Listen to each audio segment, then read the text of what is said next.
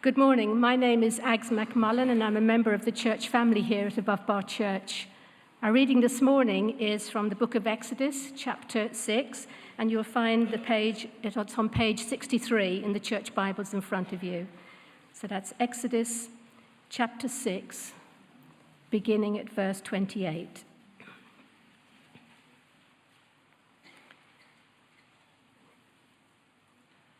It was to this Aaron and Moses to whom the Lord said, "Bring the Israelites out of Egypt by their divisions." They were the ones who spoke to Pharaoh, king of Egypt, about bringing the Israelites out of Egypt. This same Moses and Aaron. Now the Lord spoke to Moses in Egypt. He said to him, "I am the Lord. Tell Pharaoh, king of Egypt, everything I tell you." But Moses said to the Lord, "Since I speak with faltering lips, why would Pharaoh listen to me?" Then the Lord said to Moses, "See, I have made you like God to Pharaoh, and your brother Aaron will be your prophet. You are to say everything I command you, and your brother Aaron is to tell Pharaoh to let the Israelites go out of his country. But I will harden Pharaoh's heart, and though I multiply my signs and wonders in Egypt, he will not listen to you. Then I will lay my hand on Egypt, and with mighty acts of judgment I will bring out my divisions, my people, the Israelites.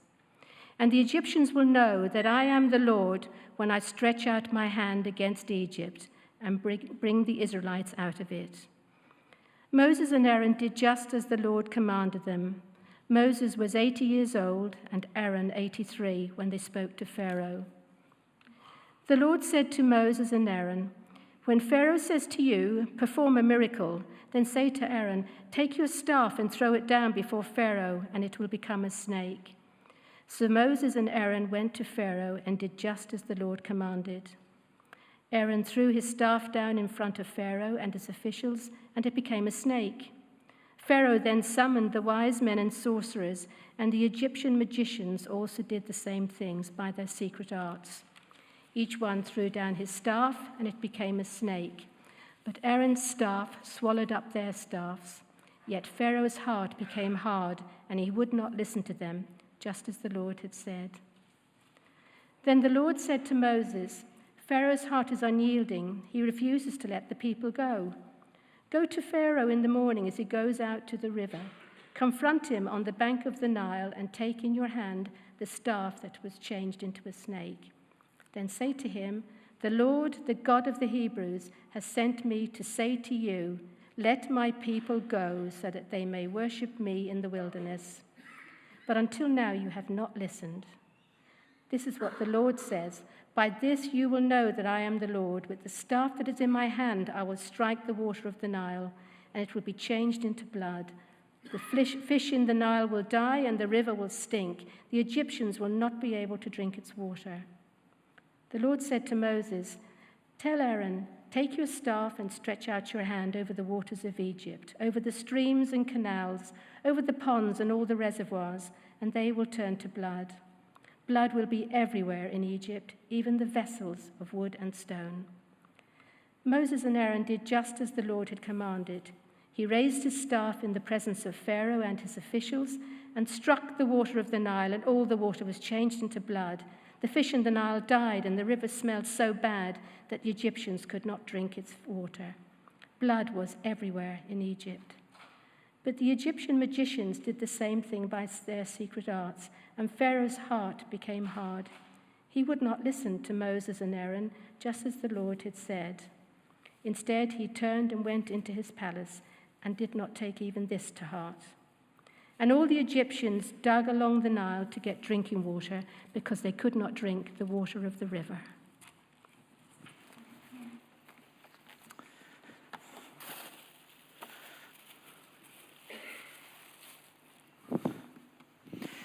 Thank you, Alex, very much for that reading. Morning, everyone. My name's John Risbridger, one of the ministers here.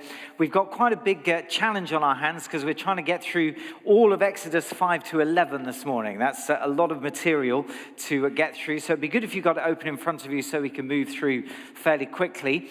I was sharing my dilemma with some of the musicians beforehand, and Becky Ward suggested, John, why don't you just say it started pretty bad and then it got a whole lot worse and now it's lunchtime.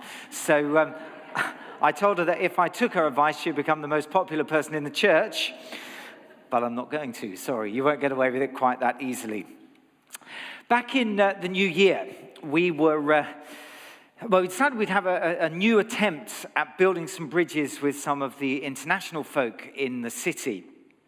The idea was we would have a Keep Fit class on Thursday lunchtimes. Now, if you know me, you'll know that's just up my street. I thought, sounds fantastic. I was as keen as could be until I heard that the session for the blokes, which I was looking forward to participating in, would be led by a boxing instructor.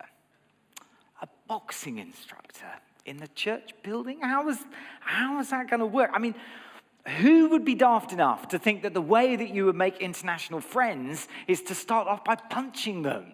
It didn't seem very hopeful to me. So here is our boxing instructor, Lee. He's just about to be landed a punch by Risbridger, in fact. But anyway, I swallowed my reservations and thought, well, let's give it a go. I'm mostly up for most things. So undeterred, I got the boxing gloves. Here they are. And I put them on and got stuck in. Here you go. Here are my boxing gloves. In fact, I was so keen that I even got one of the... This is beginning to feel quite ridiculous. So anyway, I even got a kind of punch bag that's now hanging in my garage for me to practice on. I think I caused quite a lot of anxiety to various church members arriving in the lounge and seeing me with boxing gloves on. But it was good, and actually, it was quite effective. I'm still friends with some of those people. In fact, at least one of them's coming to the Real Lives event this evening. And the truth is, I love the whole thing. Although I did learn in the process that Paul Webber is a lot bigger than me. I don't know why it took me so long to learn that, but it did seem a bit unfair when we were locked in duel, and he was like right up there. But actually, the whole thing was quite safe. It was supposedly non-contact, although there was a time when Paul slipped and whacked me on the head. He said it was an accident, but, we're still talking about that. But look, if the idea of ministers dueling in boxing gloves seems offensive to you, what about the idea of God stepping up to a fight? What about that idea? So I'm deliberately using a provocative image, but honestly, nothing that I'm going to say, or none of the imagery I'm using, goes anywhere near how shocking it is, all that happened in Egypt, when God, Yahweh, the God of Israel, stepped up to fight. It was huge. You say, no, it can't be right. What about gentle Jesus, meek and mild? What about turning the other cheek? What about always being nice to everybody all the time? But look, the reality is, take these passages seriously, these chapters we're going through this morning, and you are confronted with a God who fights. With a God who's very powerful. With a warrior God who enters the ring to deal with his enemies. That's the God who is here. And this isn't just some little backstreet skirmish. No, if you want to get a feel for this, imagine that big fight last month. George Groves, Callum Smith in the World Boxing Super Series final in Saudi Arabia. It's a big showdown. And this morning as we go through these chapters, it's like we're at the ringside to see what happens when God steps up for a fight. Well, as always before a big fight, there's a lot of pre-match talking, isn't there? I think in the trade it's known as trash talk, and we've got a bit of that in chapter 5 and verse 1. Afterwards, Moses and Aaron went to Pharaoh and said, "This is what the Lord, the God of Israel, says. Let my people go so that they may hold a festival to me in the wilderness. Now, let's be really clear. The fight that's about to happen here isn't between Moses and Aaron on the one hand and Pharaoh on the other. No, that's not the fight. The fight is between the Lord. And when it's like capital letters in the Bible, that's Yahweh. Israel's God, the name by which he revealed himself. The fight is between Yahweh and Pharaoh. Yahweh, the God of Israel, and Pharaoh, who was the king god in Egypt. It's a fight between the gods. In fact, as we'll see, it's not just between Yahweh and Pharaoh, it's between Yahweh and all of the gods of Egypt. That's going to become clearer as we go through. And the point of the fight is to get Egypt to release its slaves, set Israel free to go and worship the Lord. So God addresses him. Did you notice? This is what the Lord says. That's where the fight is. And Pharaoh's response, verse 2, is completely dismissive. He says, who is the Lord? Who is the Lord that I should obey him and let Israel go? I don't know the Lord, and I will not let Israel go. You hear what he's saying? He's saying, who does my opponent think he is to tell me what to do? Totally dismissive, as you usually get in pre-fight talk. But of course, Pharaoh is going to learn the hard way the answer to his question. Who is the Lord? He's about to see that in a mesmerizing display of the power of Israel's gods. It's not a smart idea knowingly to resist the will of God. And that's what Pharaoh is doing here. He won't give up easily. In fact, as you go to the end of chapter 5, he decides he's going to make life a whole lot harder for the Israelite slaves. Up until now, they've been making all these bricks and baking them, and they've had straw supplied to reinforce the bricks. That's what they did when they were making bricks in the ancient world. But from now on, Pharaoh says, you've still got to make as many bricks. They've got to be just as strong, but you're going to have to go and get the straw for yourself from the fields. It became really, really difficult for the Israelite slaves. But it was a smart move because this drove a wedge between Moses and Aaron, the leaders of Israel, and the people who resented what had happened to them. Have a look at the end of chapter 5 and verse 20. When the people left Pharaoh, they found Moses and Aaron waiting to meet them, and they said, may the Lord look on you and judge you. You have made us obnoxious to Pharaoh and his officials and have put a sword in their hands to kill us. Moses is in trouble, and he knows it. It's time to regroup. Sorry, we've gone a long way ahead for a moment. Let's just go back. Okay, time to regroup before the big battle. Moses knows he's in trouble, and he feels deeply let down. He complains to God. Have a look at the end of chapter 5, verse 22. Moses returned to the Lord and said, why, Lord, have you brought trouble on this people? Is this why you sent me? Ever since I went to Pharaoh to speak in your name, he has brought trouble on his people, and you have not rescued your people at all. This is one of the toughest moments, isn't it, in leadership? When you believe you've done the right thing, and then it all blows up in your face. That's where Moses was. And I feel for him. I know what it's like. It's really hard. But how do you regroup when everything blows up in your face? Do you just plow on regardless, never to be deterred? Well, not necessarily. Plowing on regardless isn't always the right thing to do. Sometimes it can make things worse. The key question is, what has God promised? And is he in this?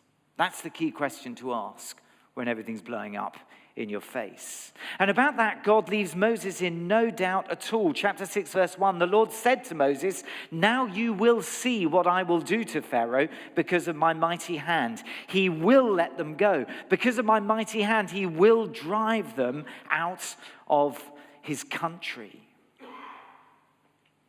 And then on to verse 6. Therefore say to the Israelites, I am the Lord, and I will bring you out from under the yoke of the Egyptians. I will free you from being slaves to them, and I will redeem you with an outstretched arm and with mighty acts of judgment. Did you notice that language there? I will redeem you.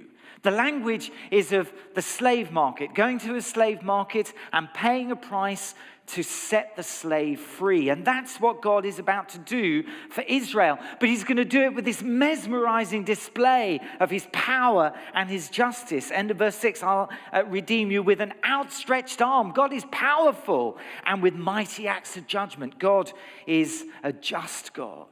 But why is he going to do it? Verse 7, I will take you as my own people, and you will be my God. That is so important to get hold of. God is stepping up to the fight. God is going into battle because he wants a relationship with Israel. That's why he's doing it. He is fighting for their hearts. He loves them. He wants them to be his own. That's why he's fighting. May I ask you, does your life at the moment feel like a battleground? Do you feel like there's conflict wherever you turn? Everything's a mess, pain all around you?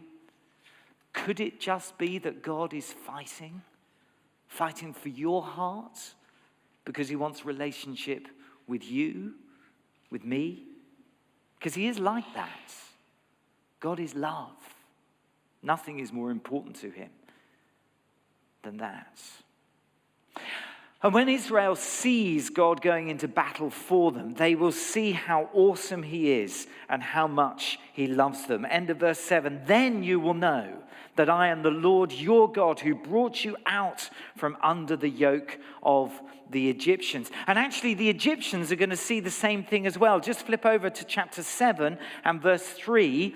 I will harden Pharaoh's heart, and though I multiply my signs and wonders in Egypt, he will not listen to me. Then I will lay my hand on Egypt with mighty acts of judgment. I'll bring out my divisions, my people, the Israelites, and the Egyptians will know that I am the Lord when I stretch out my hand against Egypt and bring the Israelites out of it. Do you remember Pharaoh's initial dismissive response? Who is the Lord that I should obey him? God's saying, you will know who the Lord is, and you will know what he's like. When you see his outstretched arm, when you see his mighty acts of judgment, there'll be no mistaking who this God is. But before the opening round of the contest, there's a warning shot fired. Chapter 7, verse 8. The Lord said to Moses and Aaron, when Pharaoh says to you, perform a miracle, then say to Aaron, take your staff and throw it down before Pharaoh, and it will become a snake. So Moses and Aaron went to Pharaoh and did just as the Lord commanded. Aaron threw his staff down in front of Pharaoh and his officials, and it became a snake. Pharaoh then summoned the wise men and sorcerers, and the Egyptian magicians also did the same thing by their secret arms. But notice this, verse 12, each one threw down his staff, and it became a snake, but Aaron's staff swallowed up their staffs. Now, let's be honest. I know this is not the kind of thing that happens every day, is it? And most of us are probably naturally a bit skeptical about stick into snake.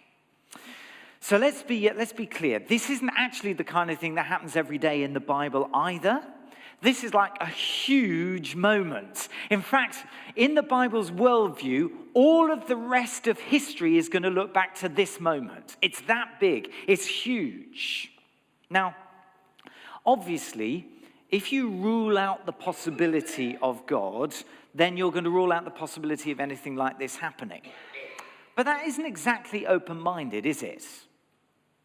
There can't be a God, therefore there can't be miracles because there isn't a God. It's a kind of circular argument. It's not really an open-minded kind of argument at all. But what if there is a God?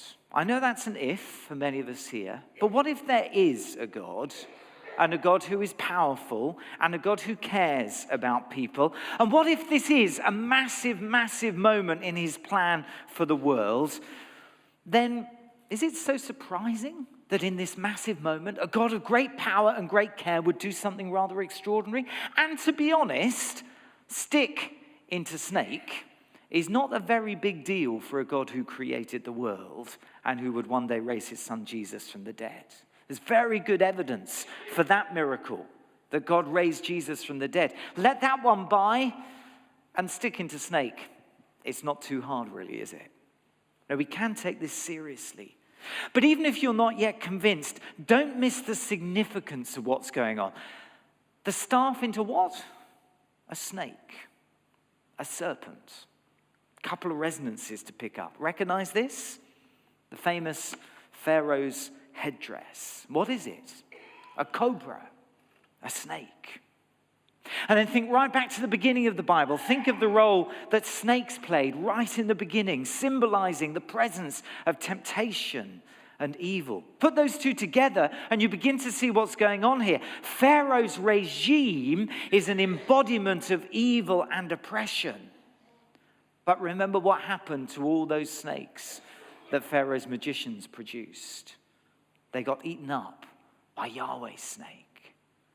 Because God is about to dismantle and consume Pharaoh's evil, oppressive regime. A warning shot across the bows. And so we reach the showdown. The battle commences. The whole of chapters 7 to 11. You know when you're watching one of those kind of epic movies and you get to the moment where a big battle is about to be joined and you see both of the armies get on their horses and then you get that aerial shot as they're running across the fields faster and faster and faster till that moment when they clash in the middle and the showdown begins. This is that kind of moment. This is the clash, the showdown. God repeatedly commands Pharaoh to let the Israelites go from their slavery so that they can worship him. Pharaoh repeatedly refuses, and so God unleashes this series of 10 plagues against Pharaoh and his nation.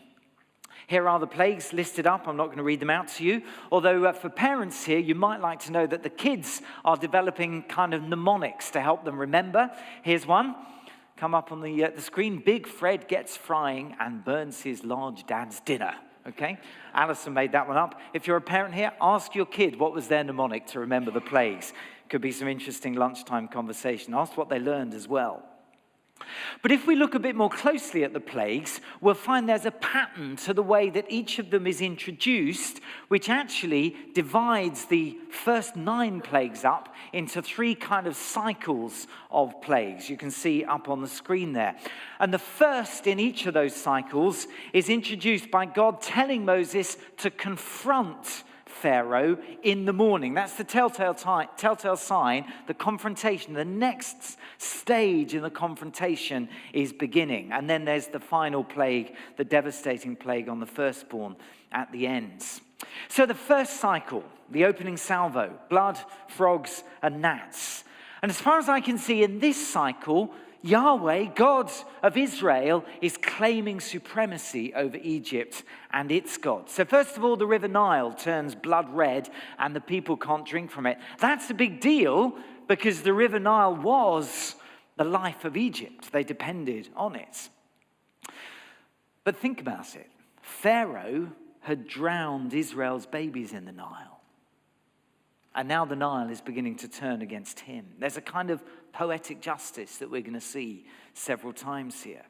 And then sticking with the Nile, frogs start coming up out of it and they cover the whole land. You couldn't even get into bed without a pesky frog croaking at you. Well, Egypt's fertility god, Heket, was always pictured with the head of a frog. Interesting. Yahweh is saying the fertility of Egypt is in his hands, just as Egypt had tried to take the fertility of Israel into its hands by killing all its male babies. Next, it's clouds of gnats everywhere. Is it just me, or have there been a lot of fruit flies around this summer? Yeah, okay. In the first service, only one person said, but thankfully a few others did. We've had loads of them. Even in my study, when I'm kind of watching my screen, there are these fruit flies back and forth. They're horrible. They're a nuisance. But hey, this isn't just a few fruit flies. This is nasty, probably biting gnats. And there are swarms of them, clouds of them going everywhere. Well, that's the first cycle. This is definitely kind of opening rounds kind of stuff, isn't it? It's more a nuisance than a complete disaster, though it was definitely unpleasant in Egypt. But God doing stuff on the Nile was definitely moving onto Pharaoh's turf. because the Nile was both the lifeblood of Egypt and was its river god. That's why it's not so surprising, perhaps, that Pharaoh's magicians can replicate the first two plagues, because the Nile was their thing. That's where they did their magic. This was their territory, and Yahweh's just stepped onto it. But they can't replicate the gnats who come from the dust. Dust was not their thing. But the Lord made human beings from the dust of the earth. He's powerful over the dust as well as the river. He's asserting his supremacy. And then the second cycle, about making a distinction about where the plagues fall. So first of all, there's swarms of flies coming in, pestering everyone, and literally, chapter 8, verse 24, ruining the land. This was rather more devastating. And then vast numbers of the livestock on the land die, the Egyptian animals. The fight is really hotting up. And then Moses goes to one of those big brick baking kilns that the Israelite slaves have had to use, a symbol really of their oppression. And he reaches his hand into one and he pulls out a load of dirty soot from it and he wafts it up into the air. And wherever it goes, boils, festering, nasty boils come out all over the skin of humans and animals alike. Again, there's some poetic justice there, isn't there?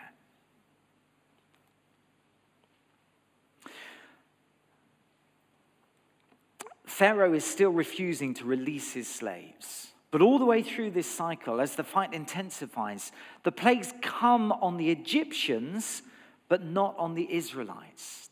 The plagues fall on the oppressors, but not on the victims. God is not acting indiscriminately. He's making a distinction. Chapter 8 and verse 22. On that day, I will deal differently with the land of Goshen, where my people live. No swarms of flies will be there, so that you will know that I, the Lord, Israel's God, Yahweh, am in this land. And then the third cycle, hail, locusts, and darkness. All things which in the Bible are associated with the judgment of God, God's anger against everything that is evil and unjust. You say, woo, woo, woo, woo. God angry? Come on, what about that? What about God is love? No, we don't want God to be angry. Well, think about it. Are you not sometimes angry about injustice and evil?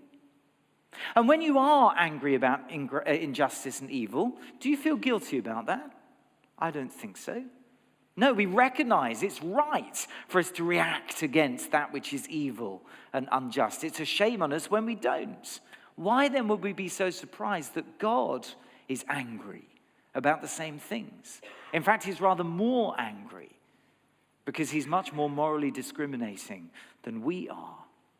And so first come these huge storms with massive hailstones that would smash all the greenhouses of Egypt if they had greenhouses. But certainly it was enough to destroy the crops and kill anything and anyone that was left out in the fields. Egypt had its own storm god, but Egypt had never seen anything like one of Yahweh's storms. And then come clouds of locusts, eating up anything that the storm had left behind. And then 3 days of terrifying darkness come, as if the whole civilization of Egypt has just disintegrated and been dismantled. And it's as if we're returned right to Genesis chapter 1, verse 1, before creation itself, before light, where darkness has enveloped everything. That's what Egypt has been reduced to under the devastating judgment of God. And then finally, the plague of the firstborn. Egypt, of course, had tried to crush Israel by killing all of its male children. And now God shows his fury against Egypt by bringing death to every firstborn son in Egypt. And the land is full of mourning. The punishment is severe, but it fits the crime. There's a justice about it. And so finally, as his nation weeps, Pharaoh gives in and releases the slaves. And they go free. Pharaoh and his whole entourage of Egyptian deities are defeated. They've lost. Yahweh has gone into battle to liberate his people, and he's won. He is the champion. He's that kind of God, a God who wins. C.S. Lewis was one of the great intellectuals of the last century, and he lived for years as a determined atheist, resenting God for all the suffering in the world. But as he got, I think, towards the end of his 20s, Lewis felt as if God was kind of closing in on him. The evidence for Jesus, the arguments from some of his friends, especially J.R.R. Tolkien, the senselessness of an empty, godless universe. Gradually, Lewis found his atheism being crushed. He described himself once as a prodigal, in his own words, kicking, struggling, resentful, darting his eyes in every direction for a chance to escape as God closed in on him. But in the end, God won. These are his words. You must picture me alone in that room in Magdalen College, Oxford. Night after night, feeling, whenever my mind lifted even for a second from my work, the steady, unrelenting approach of him who I so earnestly desired not to meet. That which I greatly feared had at last come upon me. In the Trinity term of 1929, I gave in and admitted that God was God and knelt and prayed. Perhaps that night, the most dejected and reluctant convert in all England. God closed in. God won. He's that kind of God. And when C.S. Lewis looked back on that experience, he described it as being surprised by joy.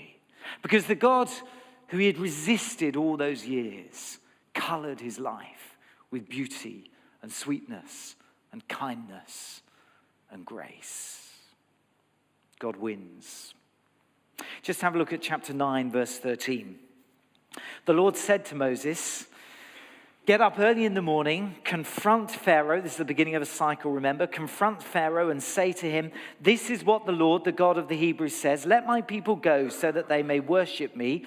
Or this time I will send the full force of my plagues against you and against your officials and your people, so that you may know that there is no one like me in all the earth. For by now I could have stretched out my hand and struck you and your people with a plague that would have wiped you off the earth. But I've raised you up for this very purpose, that I might show you my power and that my name might be proclaimed in all the earth. Do you see what he's saying? He's saying, look, Pharaoh, we could have got this over with very, very quickly. One big plague and you would have been history. But I didn't do that. This whole thing, even your continuing resistance, Pharaoh, somehow mysteriously, it's woven into my plan, designed to show and to demonstrate to all the nations my great power and what I am really like.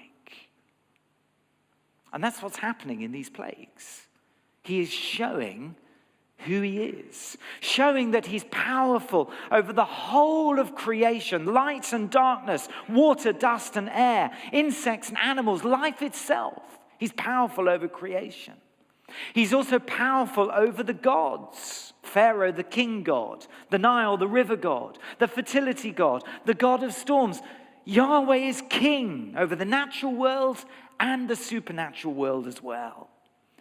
And Yahweh is powerful over human civilizations. Just imagine in our terms the unraveling of the whole financial system, something that's more imaginable perhaps than it used to be. The unraveling of the media, of government, of celebrity culture, of sport, of business, of academia, of church, all in one unending sequence of devastation. That's what happened in Egypt when it set itself up against the God of heaven, who had shown himself as the God of Israel. In the end, no one keeps messing with a God like that and survives. And if you're playing games with God, this passage needs to be a warning to you. Perhaps you kind of have that idea, I can just become a Christian whenever I like. Don't play games with God.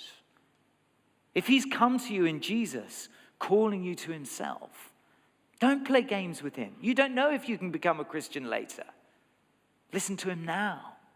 Or if you are a Christian but you're resisting him in some area of your life, don't mess around with him. This is an awesome God, a powerful God, We don't play games with him. But if we think that the message is simply that God is raw power who wants to rule our lives with fear, then we've totally missed the points.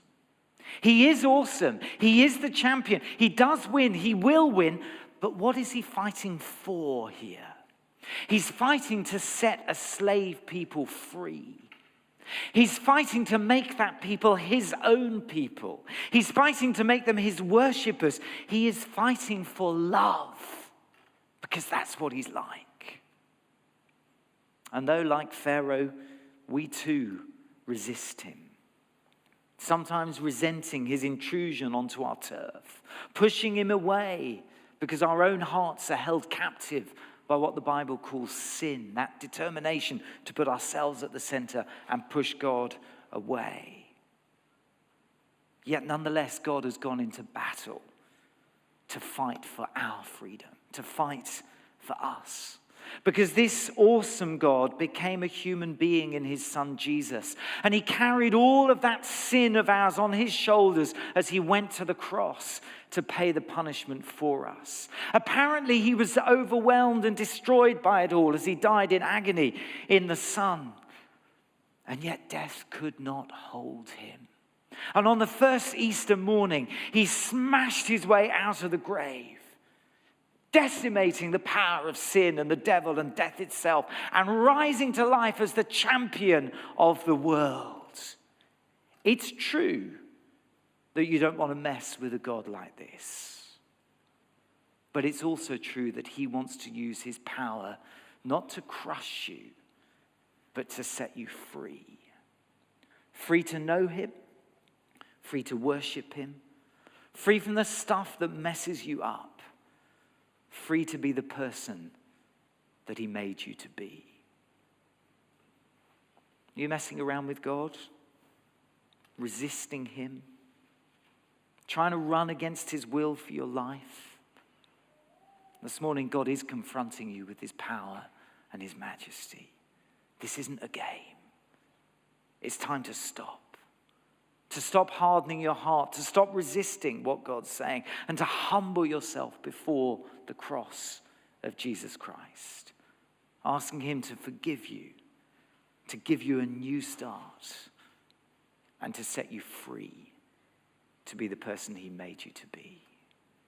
Will you push him away, or will you get on your knees and say, Yahweh, you are King, you are Lord? As the musicians come, we're just going to take a moment to pray and reflect. Let's pray.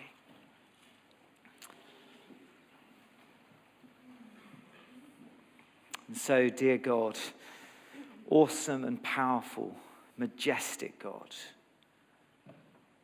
we bow before you. Forgive us that too often we push you away. Too often we resist you. Too often we're determined to do our own thing and run away from you. This morning we want to turn round and face you, the awesome God, humble ourselves before you, and put our trust in you to set us free.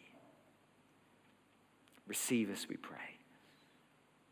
In Jesus' name, amen.